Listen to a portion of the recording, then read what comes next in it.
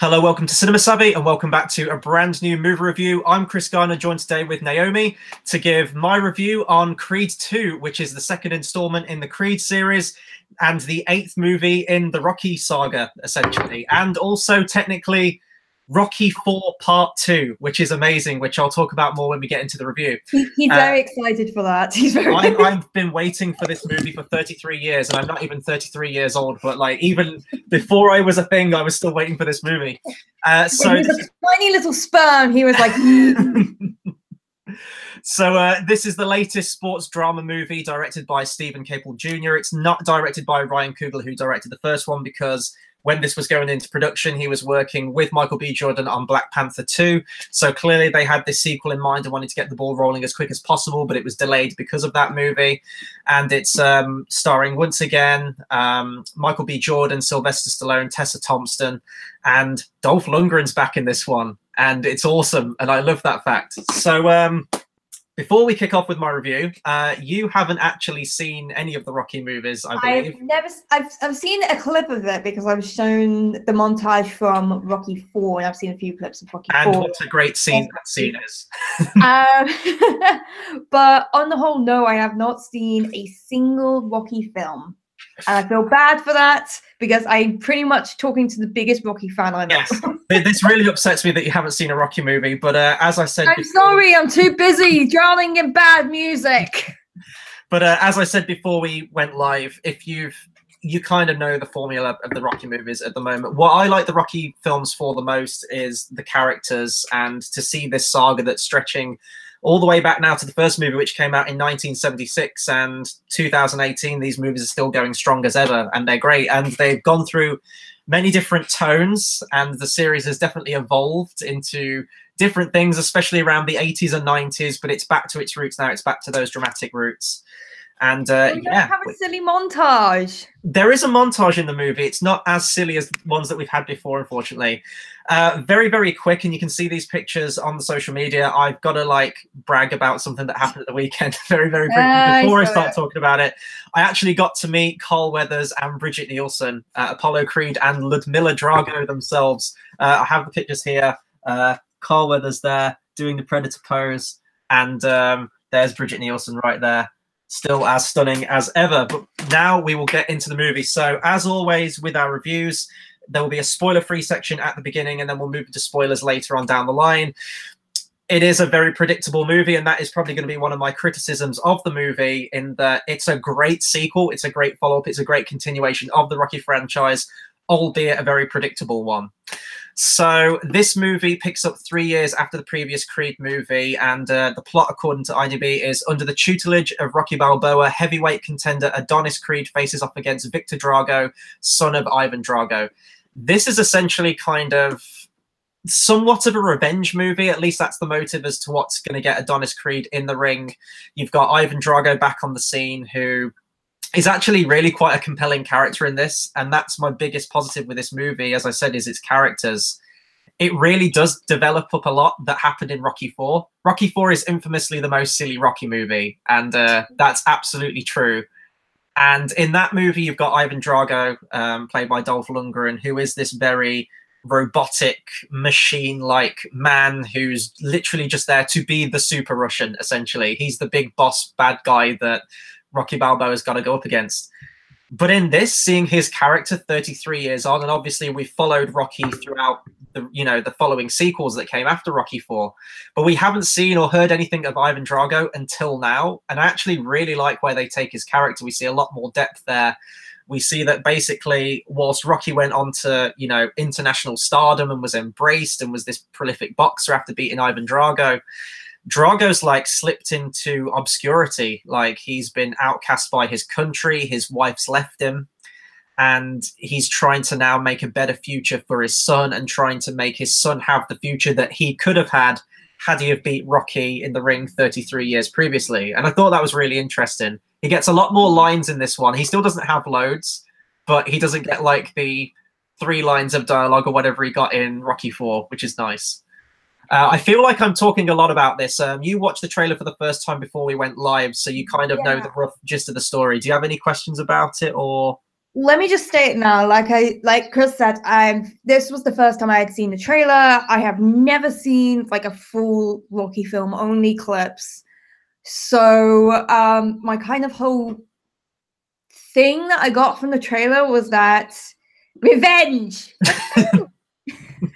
that seems like the theme of it all. Pretty much, and I was kind of worried a little bit when the plot came out. Part of me was like, this is awesome, like this is Rocky 4 too, like this is what I wanted for so long. But then part of me was, Ryan Coogler did such a good job with Creed 1, and I've gone on record and I still stand by it, that it is the greatest soft reboot of a franchise I've ever seen in my life. It had a huge task of, because Rocky Balboa did feel very final, that felt like very much a send-off to the Rocky character, and I think that was what it was originally intended to be. But I think Ryan Coogler came to Sylvester Stallone with this idea for Creed of rebooting the Rocky franchise and continuing it, and he loved it so much, and that's the Creed movies that we now have. But it called back to previous Rocky movies and moments from Rocky. It continued Rocky's character, but it was still very much Michael B. Jordan's movie. It was still very much Adonis's Creed movie, and that's such a fine balance to have. And we see other recent soft reboots, and I'm not going to go down this rabbit hole, but the latest Star Wars movies, for example, which have done less than a favorable job of continuing that franchise, in my opinion. It's nice to see a franchise that does understand its characters, that still does give Rocky those moments and those character moments and callbacks to previous films, whilst interweaving his story very much as a supporting character to help Adonis through being the focal point of the movie. And that's absolutely the case with this one as well. Don't let it fool you, although Rocky did go against Ivan Drago, and you do have those great moments in the film where they're both in the corner of the ring. Obviously they're training their, Adonis Creed, and Ivan Drago's training his son Victor Drago. But there's those moments where they lock eyes with each other across the ring and kind of death stare each other, which is amazing. And it's like, oh my God, they're staring down at each other again. Like after Rocky 4, this is awesome seeing these two characters together again. But yeah, I don't really know where else I could talk about it. Do you have any other? So you said it was like about... I could pretty much just let you roll on about your love for Rocky, couldn't I?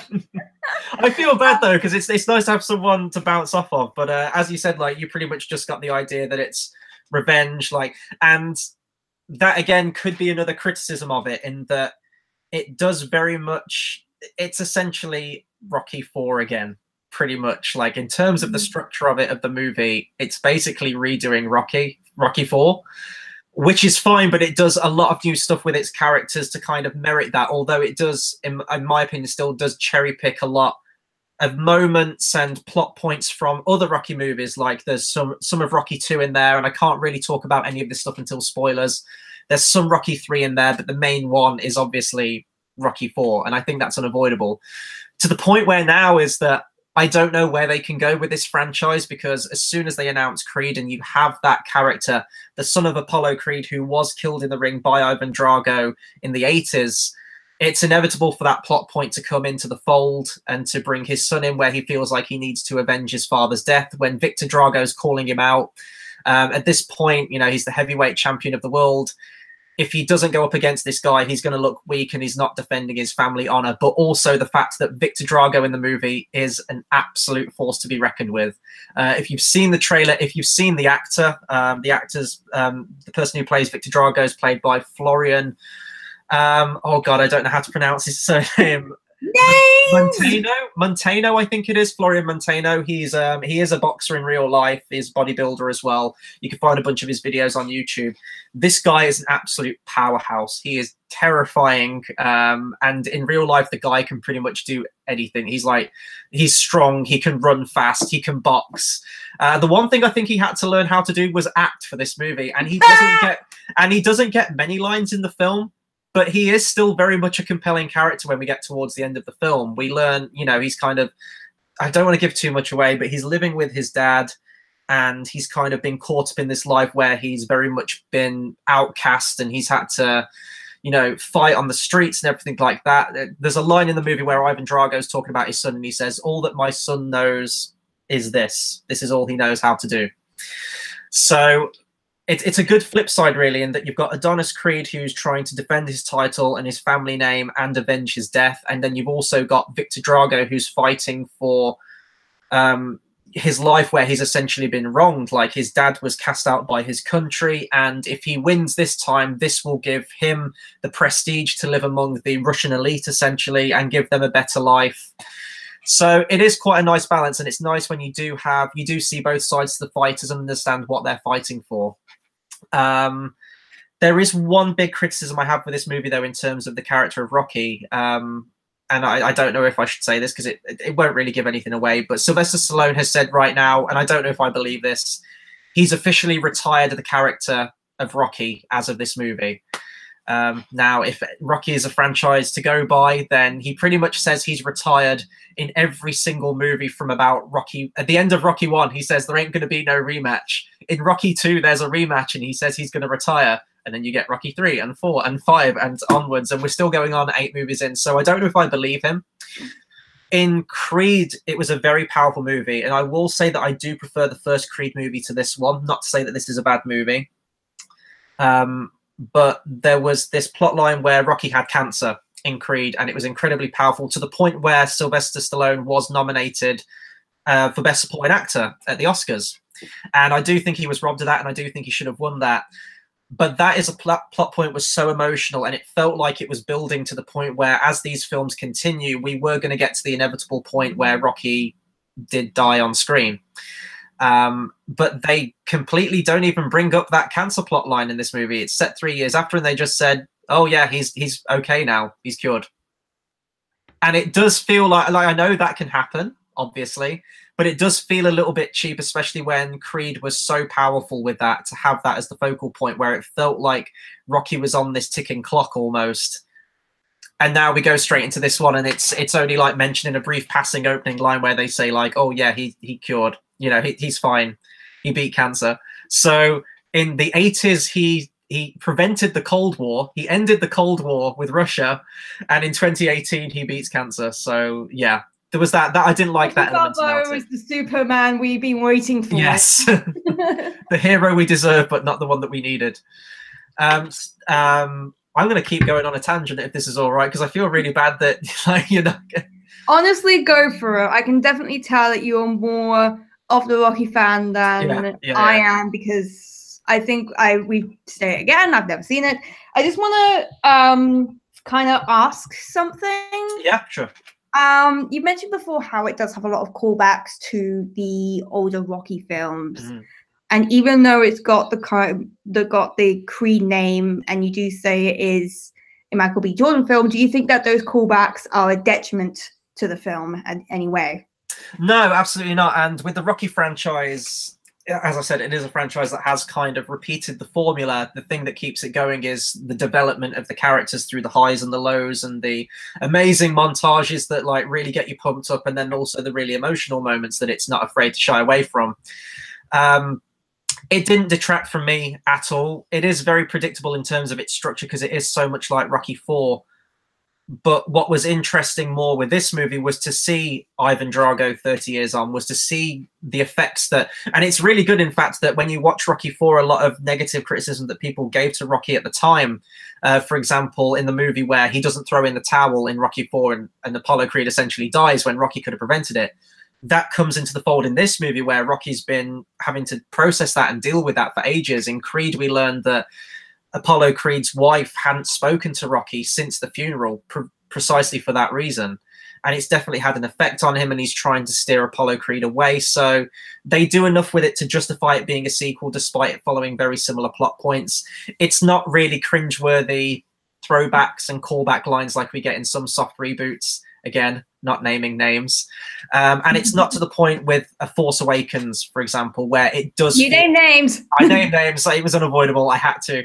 It's not like The Force Awakens, for example, where it is literally just that movie, pretty much, plot point for plot point. It does cherry pick around the Rocky films, but it also feels very much like its own thing, and it does feel like a logical and good continuation of Creed's film. Although Rocky's in this film, it very much isn't a Rocky film. As I said, it is definitely Adonis Creed, and that's testament to what they do with the film. For example, with his relationship with Tessa Thompson's character, what's her name? Oh God, I'm drawing a blank. Bianca, that's it. Thank you. The way their relationship develops in this film is very reminiscent of Rocky 2 in that he has a family, and that's not a spoiler alert, that's in the trailer. He has a kid midway through the movie, and that definitely does change Adonis's perception of things, because we're also seeing that he's in this fit of depression. He loses his motivation to get back into boxing. He's aware that if he doesn't get into a fight soon, then his titles of heavyweight champion is going to be forfeited. And also, we do get some great scenes where he is having to, like, you know, stay at home with the baby and try and be a dad, something that was very unpredictable to them. Like, they didn't intend it to happen. And we see him having to, you know, try and do that. There's scenes where the baby's constantly crying and he's calling up his mom on, like, the answer machine and says, like, how do I stop this baby from crying? Like, please help, give me a call back when you get this message. It's very believable. It's very human. And I think inherently that's when Rocky and the Creed movies shine, is when they do have those human drama moments. And this film isn't afraid to shy away from that. I can't talk about something particularly around the family and something to do with the kid. That will come into spoilers, but it is definitely emotional. And if they were to continue this franchise, which I really hope they do, I think it could be equally as emotional to the Rocky films, as we see Creed develop and have to work around some things that happened with his kid at birth. And I think that could be very interesting. We see Bianca and him, you know, trying to craft their life. He proposes to her in the movie, and it's them trying to build their own life. But then Adonis is also torn because Rocky's in the neighborhood and he doesn't want to leave Rocky. Rocky's very much his mentor. And, you know, it's a good juggling act. It's some good character drama in a very entertaining boxing film. And I guess I need to talk about the boxing as well. We've had a comment, by the way, from JX Editor. Good seeing the comments again, man. He's put, well, that ending, as in the outcome of the fight, kind of vague, my bad. Yeah, he's keeping it vague probably because of spoilers. But I wanted to talk about the boxing. This isn't quite as cartoony as the boxing in Rocky 3 or Rocky 4, for example, which some people might be turned off by. This is very much the more realistic HBO, Sky Sports kind of boxing. But it is still incredibly hard-hitting. The punch, you feel every punch in the cinema. Like, go and see this on the biggest screen you can with the best sound system you can. I've seen this movie twice now. I know that this movie came out, I think it was around Friday last week. I saw it on Saturday for the first time, and I saw it again today because I loved it so much. And every time I've been to see it, you feel the impact of those punches. You wince. It almost feels like you're in the ring and getting punched by those, you know, getting hit by those punches yourself. And that's what you want from a boxing film. It's very intense. And although you probably know the outcome and what's going to happen, there are two boxing rounds in the two boxing fights in the movie, and you can pretty much guess the outcomes of both of those. It is still incredibly cool to watch. The choreography is great. They don't use as much Steadicam in the first movie, in the first Creed movie. There was a great scene where Ryan Coogler's direction, he did a boxing fight in one shot. It follows Creed as he enters the ring into the, you know, through the ropes, circles around the fighters, and then leads him back to his changing room. And that was really cool. There are no sort of creative directorial things like that or creative camera works or anything like that. But it is still incredibly entertaining to watch. And, you know, you're in it. I've seen it twice, and the audience, the first audience I went to see it in Manchester. It was a packed out screening and everyone was into it and everyone was loving it. So, yeah, I guess that's all I can say for spoiler free. I will say that the music's fantastic as well. Ludwig Göransson, I think you pronounce it. I'm not having a good time with surnames in this particular video. No, you're not. But he returns to do the score. He'd scored the previous Creed movie, which I thought was an incredible score. It's nice that he's established a brand new main theme for Adonis, which carries over into this movie. I'm a big fan of continuity with my scores. I think if a character has a theme tied to them, we want those motifs. We want those leitmotifs. Absolutely. Like, all the best movies have those kind of themes, and it's nice to see him continue that. I think if they got a new composer and he brought something new to the fold, that's all well and good. But if you don't have those themes that people remember, or continue those new themes so people eventually do remember them, then I think that's a big, you know, a big problem with a movie. Yeah, you do a little bit. I'm sorry. I will say, I am really annoyed that there aren't that many memorable scores anymore, and it's because there aren't any leitmotifs. Yeah. Leitmotifs make a memorable film score. Remember that, people. And there's a great video on the internet. I think it's called the Marvel symphony problem or something like that, symphonic problem, something like that. And it talks about superhero movies, especially now, don't have a main theme, or because they constantly get in new composers, you don't get that continuity. I think the only Marvel theme really you've had any kind of continuity with at this point is the Avengers theme. Even that's not really memorable. Yeah, exactly. But with this movie, and Ludwig's great as well in that he very much has his own style. There's a lot of rap in the film, for example, which ties so beautifully with the training montages, and also the fact that Bianca is a singer in the movie, and she very much has her own style, and he kind of works that urban style throughout the film, which really works and definitely sets it apart from the Rocky franchise, for example. Yet he still does have those sweeping orchestral scores during the boxing fights, and he has Gonna Fly Now playing in the movie, and the original Rocky themes and everything like that, and it ties together so beautifully. It's nice to see it all come together. Rocky very much does feel completely tied to the Creed franchise now, yet Creed still being his own character and dealing with his own problems, which is really nice.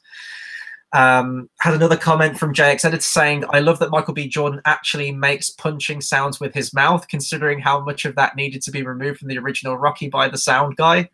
I think it's unavoidable. There was another video with Ewan McGregor as well when he was on set of Phantom Menace and he first got a lightsaber and he was making the lightsaber fights as he was doing the choreography. I think it's unavoidable. As a fan, like, you're going to do that. I think that just kind of happens. But yeah, I think that's pretty much all I can say for the spoiler-free section. I will say, if you're a Rocky fan, if you enjoyed the first Creed movie, you've probably already seen this movie. It's definitely a worthwhile continuation, sequel. If this is going to be the last movie, I've seen a lot of people say if this is going to be the last movie, they're happy with it, and I guess I am too. But I think there's enough material there. I think you can do a Creed 3, a Creed 4, where he fights another super Russian. I genuinely do, like, this is, you know, it's a saga. This is a legacy. As I said, this has been going since 1976. You can continue these characters. Sylvester Stallone's still in great shape. He's on fine form in this movie. I know he can come back. I think the story's just got to be there. And I think they can do it. I mean, I've like fan fictioned my own ideas of where they can go with in Creed 3. And they don't even need to fight Clubber Lang's son to do a third movie. Like, there is enough stuff there. Just ask something. Rocky is obviously like very iconic. Dolph Lundgren is obviously an iconic villain. Do you see that Victor, his son, is going to be as iconic as his father?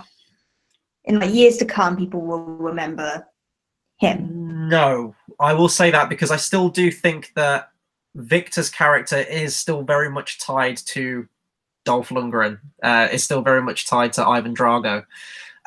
They call him mostly by his surname, so you still have like Creed versus Drago, which is obviously, you know, continuing that legacy of characters that we've seen from like the 70s and the 80s. I don't know if Victor Drago is going to be that household name, precisely because I think that Rocky IV has a lot more visual flair, has a lot more quotable lines, and that's just the fact that it's, you know, it's been 33 years since that movie's come out, so it's had those decades to sink into the consciousness of people and to fans and people quoting those lines. The 80s were great for one-liners and stuff like that, and Rocky IV is no exception. Will this movie have that impact that that movie did? Obviously, it's a more grounded movie. It's a more realistic and dramatic movie compared to Rocky IV, which is very silly and very awesome and very machismo. But I don't know. I don't think he will. I'm going to remember him because, like, as I said, like, he's an absolute beast. Like, after seeing the training montage in this movie and seeing them fight, it's like, damn, I need to, like, hit the gym hard. Like, I work out, but, like, seeing the guys work out in this movie, it's just like, wow, I am doing something wrong. I need to be doing what those guys are doing. JX Editor's put in the comments, Creed versus Drago 2, the squeakquel. Which is amazing.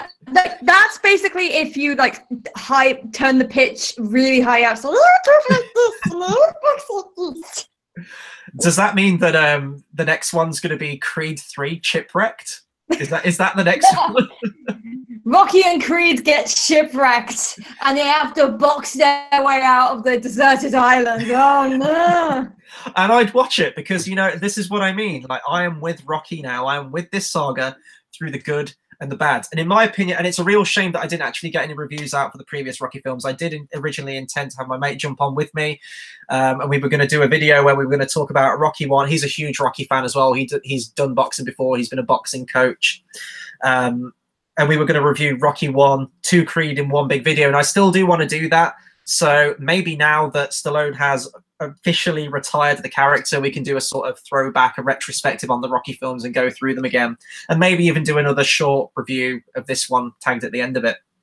But yeah, I would absolutely recommend this movie. I don't think it's essential that you have to watch the previous Creed movie. I think obviously it definitely helps. It certainly helps if you've seen all of the previous Rocky movies. There are some moments where Rocky reminisces about moments that have happened in Rocky 2, for example, and just generally it helps to know where Rocky's character's coming from and his relationship with his family and where it stands now and everything like that, which you get from seeing all the previous movies. So go and have a Rocky marathon. They're great movies to marathon. Like I did one day, like I put Rocky 1 on, and because they're so episodic, where the opening 5 or 10 minutes of each movie shows you what happened on the previous one. It's this cool, like interlinked viewing. Yeah, so like one night I watched Rocky 1 to 5, one after the other, and then I watched Creed and I watched Rocky Balboa and Creed the day after, which was awesome. So go and check this movie out. I think it's doing very, very well so far. It was done on a budget of 50 million. It's currently made 92.7. So this is easily going to hit 100 million probably by tomorrow or a couple of days' time. I really hope that we get a sequel. I really, really do. But, you know, I think the time that Sylvester Stallone will retire his character of Rocky will be the time that we get a new Tool album. Probably. But I mean, how old is Stallone now? I think he's in his 70s, isn't he? Let me just see if I can have... However, they have said that there'll probably be a new Tool album next year, so... Oh, wow. So Sylvester Stallone is 72 years old. It's been 3... I know they wanted to jump on the wagon like 2 years after Creed came out, but this set is obviously set 3 years after the previous movie. So if it's another 3 years, I can wait. I love the Rocky film, and it's nice to look forward to one, and it's nice to have that time difference between films to see just how much has changed with these characters. I really hope we get a Creed 3. I hope we get a Creed 4. I hope they don't stop making these movies, and then I hope they make a film about Creed's child and then go on from there. I really honestly think the sky's the limit with these movies, and I'm with them through thick and thin. So that'll do it for my review on the spoiler-free section. We're going to get into spoilers now. So if you haven't seen Creed 2 and you are interested in it, you do want to see it, you haven't had time to watch it yet, please, please, please go away and watch it. Come back to our review afterwards, because I'm going to spoil all of the integral character moments and throwbacks and everything like that. So a certain character makes a cameo in this movie, a cameo that I never thought would have been possible considering her ended relationship with Sylvester Stallone, and that is Bridget Nielsen. She is back in this movie as Ludmilla Drago, and she is just as ruthless as ever as she was, if not more so than she was in Rocky 4. Did you get to ask her about the movie when you met her? I did, actually. Yes, I did. So I went to see the movie Saturday night, and I was at the convention in Manchester Sunday morning, and I even asked a question at the Rocky panel, which was a lot of fun, regarding this role. So I said to her, like, it was great that you came back for the role. Like, it really felt like you helped tie up all of the Drago storylines and, you know, cap it off nicely and help to reinforce their storyline. She says that, you know, she couldn't believe that she got the call back. She says it wasn't very awkward as she expected working with Sylvester Stallone. They're clearly, you know, both adults. They've moved past it now after all those years, and it was nice to come back. What I didn't know was that she was 7.5 months pregnant when she shot her scenes for this movie. Wow. Now, she's not in the film a lot. She doesn't get much dialogue, but her impact in the movie is essential to the character of Ivan Drago and his son, Victor Drago, especially Victor. So after he lost the fight in Rocky 4, Ivan Drago went back to Russia. He was basically a disgrace. His country disowned him, and she left him. Ludmilla Drago left him because clearly, you know, she was a woman of status. When he failed as this sort of like poster child, this poster boy of Russia, had failed in this boxing match against the US, then she would have clearly had to think about her status and wanted to remain elite. So she left him high and dry, clearly with a child. Obviously, we don't see the child though in Rocky 4, but clearly they had one around or before that time. And that really does sort of play on Victor Drago's mind. He essentially has mommy issues in this movie. In that, you know, he feels bad for his dad, that his dad got kicked out, and his dad's trying to provide a better life for his son so that his son doesn't go the same way, and he's confident that his son will win. And there's a beautiful moment towards the end of the fight where Ludmilla attends the boxing fight. She's basically there to see her son win. And if he wins, then she'll welcome them both back into her life and, you know, into the elite and everything like that. But as he's losing towards the end of the fight, because Creed is just not going, I think he gets knocked down about 3 times and he gets up every single time he digs deep. And then when Victor starts to lose the fight and is getting beaten up on absolutely mercilessly, she just kind of takes this disgusted look at him and just walks out. And when she walks out and the seats are empty, Victor looks over into the crowd to try and look for his mom's approval, and his mom's not there. She's left him. And then that makes him get up again, because he's essentially fighting for nothing. He's just fighting on pure animal instinct at that moment. Throughout the film, Ivan Drago's instilling into him that, you know, when he's losing the fight, he's saying, this is why your mother left you. This is why our country let us go, which is fueling the fire to help him go on. So Victor is very much like a tragic puppet, essentially, of Ivan Drago. But by the end of the movie, Ivan Drago comes around, and it's this really nice continuation to his character and what happened with Rocky 4. So in Rocky 4, Ivan Drago was the one that killed Creed in the ring, and Rocky didn't throw in the towel in time, and that was a decision that he had to live with for the rest of his life. When Ivan Drago sees his son getting beaten at the end, and it's the last round, and he's got nothing left to give, he's running on pure emotion, Ivan Drago throws in the towel for his son, and then just goes into the ring and hugs him, embraces him, and says, like, it's okay. And the very final shot of the movie is we see them still in the Ukraine, and they're just jogging together, clearly living their lives, still in the same situation they were at the beginning of the film. But there's more of an acceptance there now. There isn't that, what's the word I'm looking for? There isn't that expectation for him to be this, you know, prolific Russian god icon, this idol that he should have been. And they just kind of live out their lives, which I thought was really nice. So there is humanity, there is character in this film. So it's not just sporty punch. Before I continue with my review, very, very quick, Jake's editor has asked me, Chris, important question, hair, tail or bun? Bit of lag, didn't see properly. It's a tail, it is a ponytail. Some people can pull off the man bun. I am not one of those people, and I don't want to be regarded as one of those people that has the man bun. So I tail it. I tail it every time. I could probably do one of those Jedi Padawan Ewan McGregor things, whatever the hell was going on with his hair in Phantom Menace. Jedi braid. Yes, one of those things. Maybe I could get one of those, but no, I like my long hair, but a bun really doesn't work for me. Really doesn't work. It's like the moustache I had in my Bohemian Rhapsody review. It really doesn't work for me. Oh god. And yeah. And then I just have it out all the time because I like headbanging. And you know, the worst combination could be if I kept the moustache and had the man bun as well. That's a combination. Oh gosh, no. No one needs to see. JX has put, buns a better cushion. Forget what other people say. That's actually true. There is nothing more painful. This review took a weird tangent, but like I need to answer this question. We should just like have our own chat show where we just talk about the most ridiculous things. Honestly, I feel like that could just go on forever.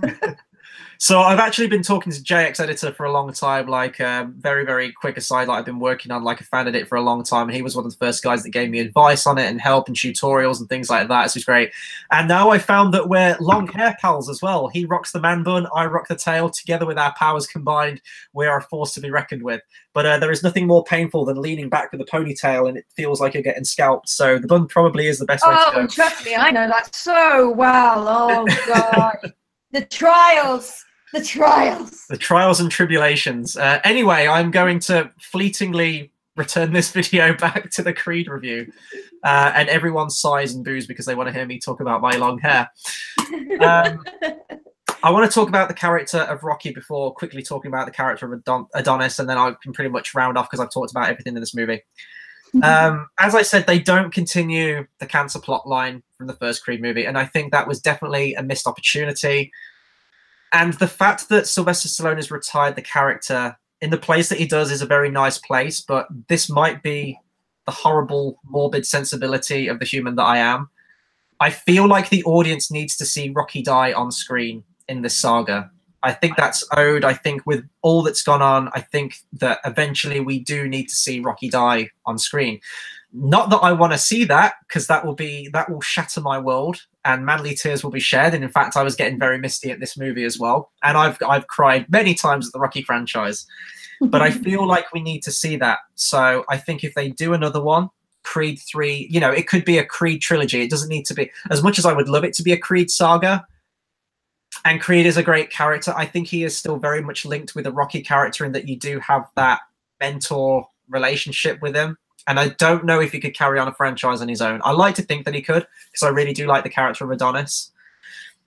But say if they kept it to a trilogy, I think that trilogy, you end Creed's story and you have that final farewell to Sylvester Stallone as Rocky. I think the fans need to see that on screen. Kind of like with I think it's Rocky 5 where the coach dies, is it?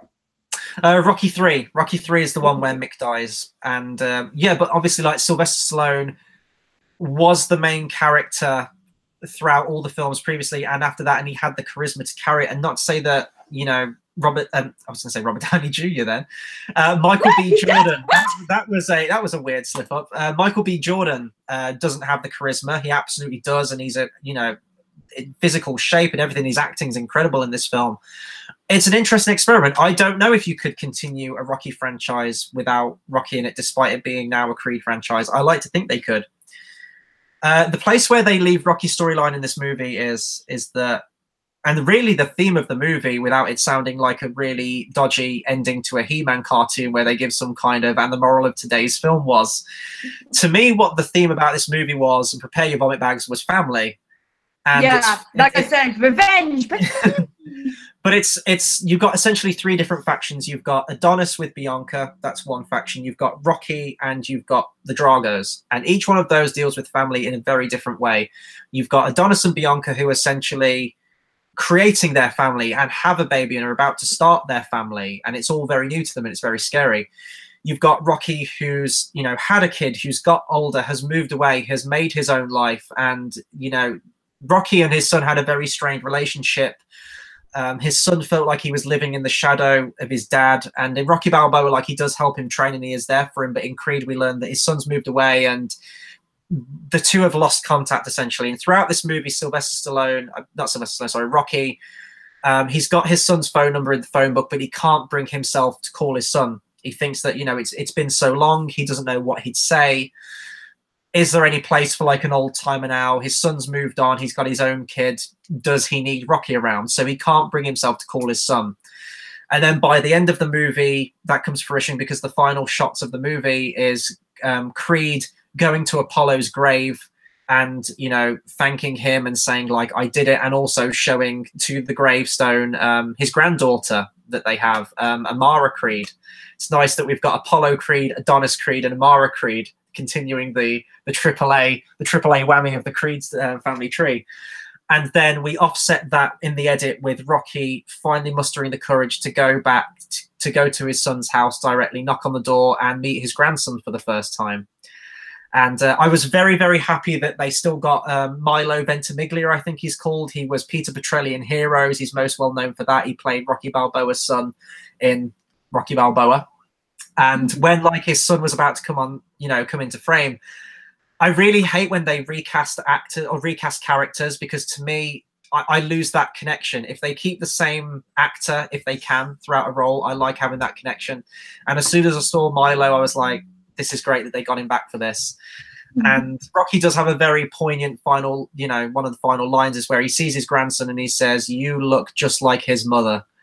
And anytime Rocky talks about Adrian, absolutely breaks my heart, because to me, it is the best relationship in cinematic history. And to see the effects, you know, to see them together during the movies was fantastic. And then to see him reeling after the effects of her passing that we learn of in Rocky Balboa is just, it's heart-wrenching every single time it happens. It's a nice fitting ending to Rocky's character that he's finally connected with his son. And he can try, he's found a place now, he can try and be a part of the family again. But I still do think that we need to see Rocky die on screen. And then also with family, as I said, with the Dragos, I've already talked about them. It's, you know, the father trying to reconnect with the son and to understand the son and to embrace him and to move on after Ursula has left them, and they've essentially, you know, living kind of down and out, like a down and out life, essentially. And that's the theme I took away from it. The one thing I talked about earlier, and this is the final thing that I'll end on, is the condition that Adonis's child has. In the film, Bianca has degenerative hearing loss, and in the movie she says, like, you know, there is a chance if we have a kid, it's hereditary and she could be born deaf. And, you know, fair play to the movie, they have the balls to have the character, to have the baby be born, you know, as deaf, like unable to hear. And it's a very, you know, emotional scene to see the parents have to deal with that. Like, they feel like Bianca, you can tell, has a sense of guilt that she feels responsible. And Adonis not knowing what to do, like he says, like, oh, we shouldn't think about like that. You know, I'm sure she's going to be fine. I'm sure she's going to be able, you know, born just fine. And to see the look on his face and to have to deal with that as well, you know, it is like a lot. And that's why I like the Rocky franchise, and that they are dramatic and they're not afraid to go these places and show these very real, very human and emotional sides to family and to life and everything like that. The ups and the downs, and that's why I want to see these characters continue. This is why I want a Creed 3, to see her, you know, if it is another 3 years time, she'll be 3 years old, to see how they're coping as a family, to see him trying to maintain his boxing career. This is my fan fiction story. Rocky is unfortunately diagnosed with cancer again, and it comes back, and cancer relapses. Yeah, he relapses, and he doesn't think he's going to be able to beat it this time. You know, he's beat it once, but he can't do it again. So Creed is torn between having to look after Rocky, having to be a family man, and having to defend his title and maybe go up against this person who's hungry for the title. I think that's absolutely, you know, rife with drama there. Could be a nice fitting conclusion to both characters. I don't know. So that's my proposed Creed 3 right there. So get on it, MGM. Make this happen. Someone sign him to make the script, or at least the story. Somewhere out there, Sylvester Stallone is watching this very, very, very long and laborious review of me prattling on about Creed 2, and he's going to hear that moment right there. He's going to be, yeah, you know, that's a good idea right there. He's going to write it down. So he probably won't do it after that. No, I've just insulted him now. I sealed my fate right there. But no, I think that's pretty much all I can say with Creed 2. The montage is fucking awesome. Like, just that one scene alone is worth the ticket price, and the boxing matches as well. But I am just going to quickly have read a very the comments that we cheesy have. song with it. Jake's editor agrees with me. He's put, I agree. I think the character is owed an on-screen death. And he didn't know that was Peter from Heroes. So that was a nice bit of trivia there that he now knows. Yeah, I don't know what else I can say. If this is the final Rocky movie, then I hope to see a final Rambo movie. I've heard that that's talk in development. I heard it was happening. I heard it wasn't happening, Rambo Last Blood. But if and when that comes out, that'll be a review for another time. So this was very, very fun talking about Rocky. Thank you for being such a good listener, because I know you haven't seen... Honestly, that's kind of what I love.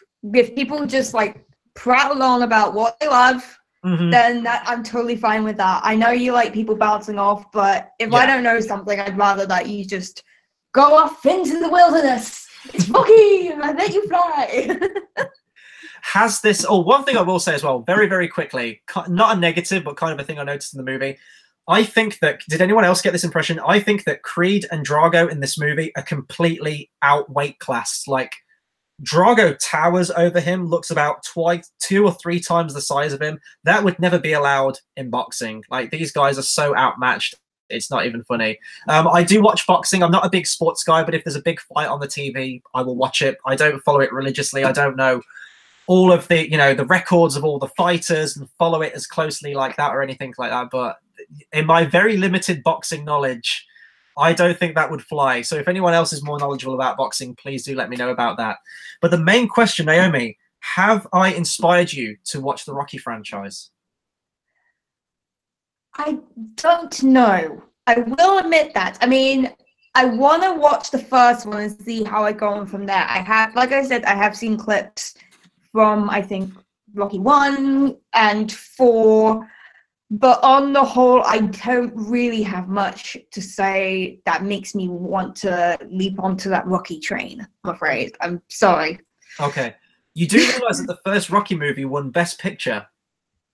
I didn't. It is a Best Picture winner. So I think I knew that, but then again, Crash is a Best Picture winner. That's true.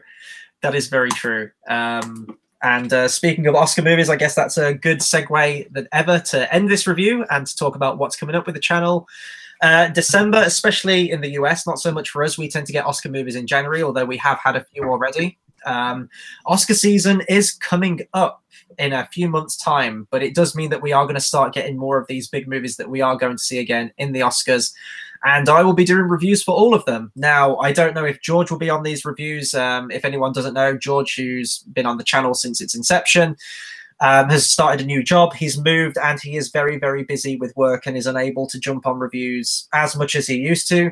And Tate has now moved to Austria for a few months' time with his job and is unable to jump on reviews as such.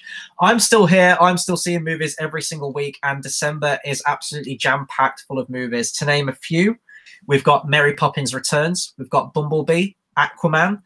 I still need to see Wreck-It Ralph breaks the internet this week at some point. We've got Spider-Man Into the Spider-Verse. We've got Once Upon a Deadpool, the PG-13 Deadpool 2 cut. So right there, there's 6 movies, and there's probably more that I can't even remember right now. I will be trying to get to these movies as quick as I can and get a review out.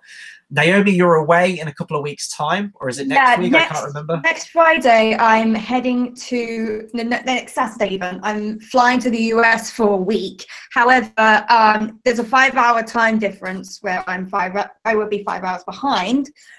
So if there's a time in the day where I'm free and I'm able to jump on, I'm more than happy to do so.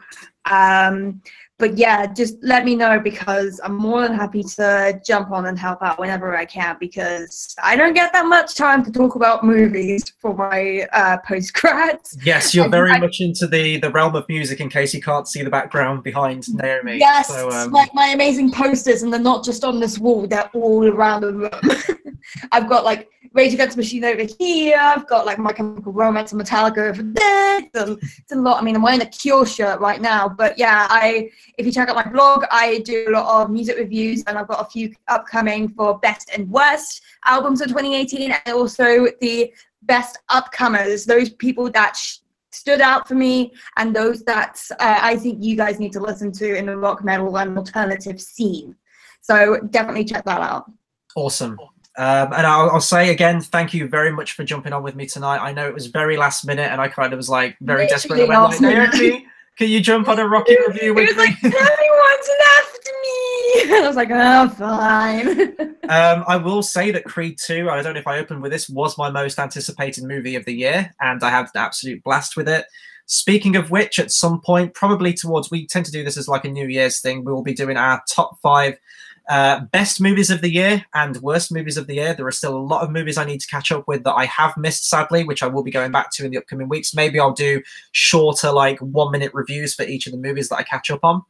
And also tomorrow I will probably be out with 2 more trailer reactions. A big trailer went up today, Captain Marvel. Unfortunately didn't have time. I was out today, and also I wanted to make sure that I got this Creed review out.